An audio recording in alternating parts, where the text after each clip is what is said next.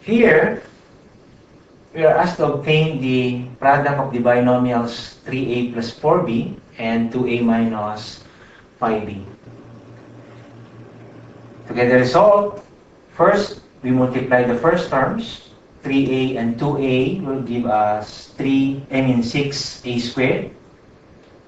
The outer terms 3a and negative 5b will give us as product negative 15ab. The inner terms 4b and 2a will result to 8ab. And the last terms 4b and negative 5b will give us negative 20b squared. Combining similar terms will give us 6a squared. Negative 15ab plus 8ab is negative 7ab minus 20b squared. So the result, when you multiply 3a plus 4b by 2a minus 5b is 6a squared minus 7ab minus 20b squared.